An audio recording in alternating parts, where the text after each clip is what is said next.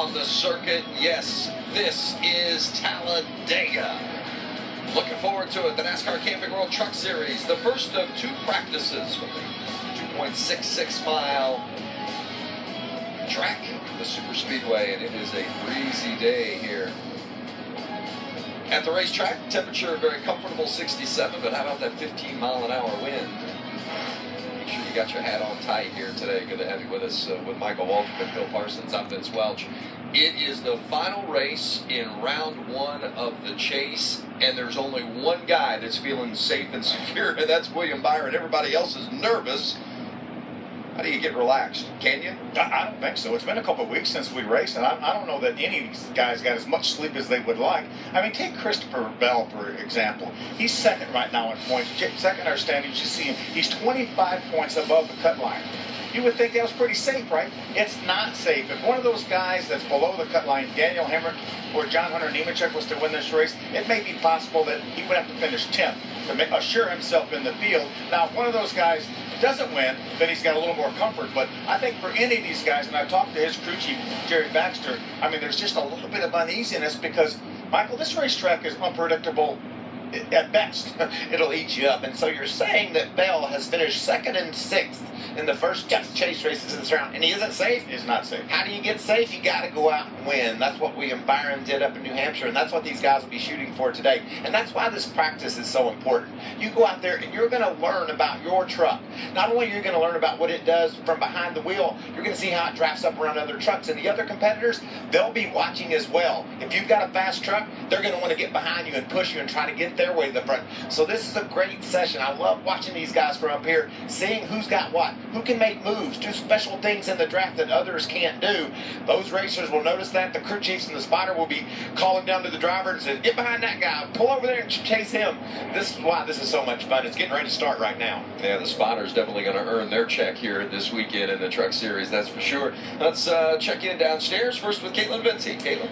Well, Vince, this morning the tech inspection line in this Truck Series garage area taking a bit more time than we have grown accustomed to seeing. I spoke with crew chief Joey Cohen, the crew chief for Ben Kennedy. He told me NASCAR extended garage hours yesterday, 45 minutes, so that these trucks could get through the tech line. He said we actually had to roll through 4 times. So what's been the problem area? It's been at the template station that you can see here. Lots of trucks going through that this morning. Basically, that nose module, it comes down over the front of the truck, and there are 4 or 5 hard points that have to touch that module.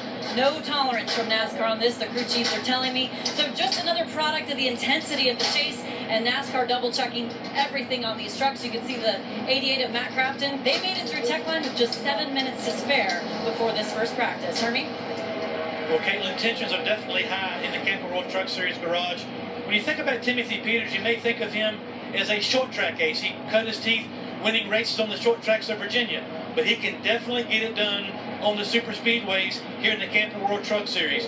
The last 2 times this series raced at Talladega, who went to victory lane? Yes, Timothy Peters in that 17. He's also got a win at Daytona on his resume, but definitely knows how to put himself in the right place at the right time to win, and that may very well be what he has to do. Repeat this performance this weekend in victory lane to advance in this chase. Also, Timothy Peters, same truck number 12 is what he's got this weekend when he comes back to the racetrack. Only bad news, they did wreck this truck at Daytona. It has a new nose and a new right side, but as you can see, Timothy Peters, 2014, 2015, making all the right moves. He may need to do that again this weekend, Vince, to go to the next round of this chase and try to win a championship. Well, that's for sure, Hermie. And I'll tell you what, coming here with the confidence of having won the last 2 years, I mean, there's some people that wrap their arms around this kind of racing. Some people dread it. And believe that confidence is going to hurt you when you won the last 2 races. Yeah, we always talk about Timothy Peters being a great short tracker. He grew up near Martinsville, Virginia, won his first career Truck Series race there. But he's been so good everywhere. 3 wins, restrictor plate wins here at Daytona Talladega. It reminds me a lot of Dennis Setzer. Remember, Dennis Setzer was an amazing short track racer from Newton, North Carolina, but he was able to win at all the racetracks we ran in the Truck Series. So it's impossible to pigeonhole these guys and say, okay, he's a super speedway expert or he's a short track expert, because they're race car drivers and they can get it done everywhere. And you're right, Phil. Timothy Peters is a great example of that. And I like the comparison to Dennis Setzer, because Setzer was a master at Hickory, but then you take him to Charlotte, he was pretty doggone good there too. So these guys have immense talent, and you can see as he drives off pit road the focus. Not only just leaving pit road, they're practicing that right now. They want to make sure they do a good job at that, so when they are qualifying, they don't leave anything on the table. That's what Peters is focused on here. You're not going to hear much backing off here, Ben.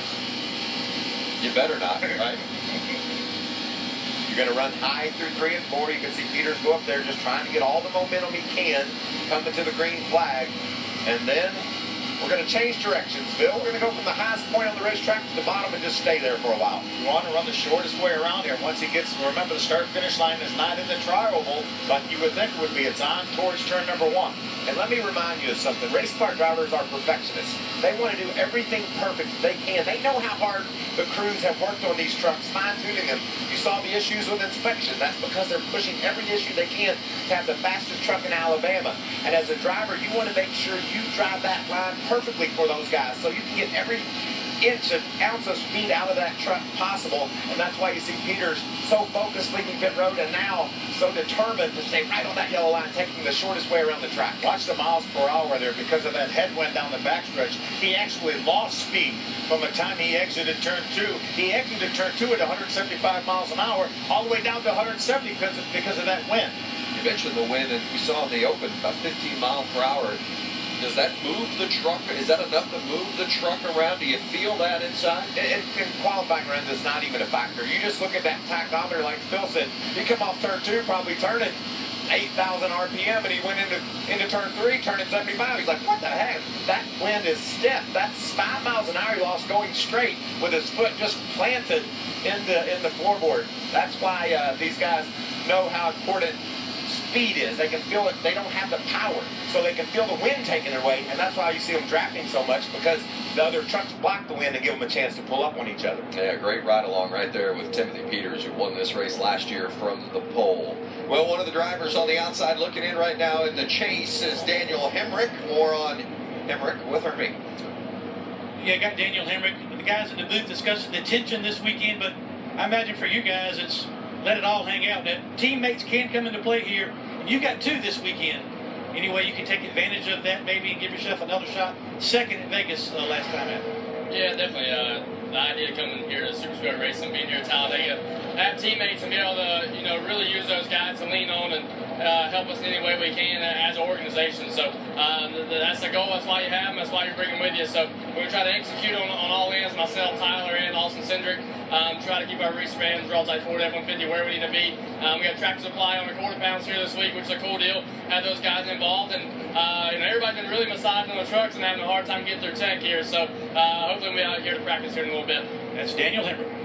Hemrick's 15 points out right now, and he had a great run in Las Vegas, finished second, but the real problems for him in the chase came in New Hampshire in the opener. The race before this, he finished second in Chicago, but he cut down a left rear tire, and that left rear tire did so much damage to that thing. It wrapped itself around the rear end housing and melted brake lines. Ended up having to come back in the picture. See the fire there with the rubber still on fire. Some of that rubber had to go back behind the wall and replace brake lines and rear end lines and bleed the brakes, and it put him in almost a must-win. Yeah, that just tells you how important each race is in the NASCAR playoffs. I mean, he finished second the week before. He finished second the next race, but this race where he had a mechanical issue, a tire that went down, tore his brakes apart, that has put him outside looking in. Every one of these events are important to these guys. Early stages of the first practice for the trucks here at Talladega. Those 2 guys, the Kyle Busch Motorsports drivers, 1-2 in the chase standings.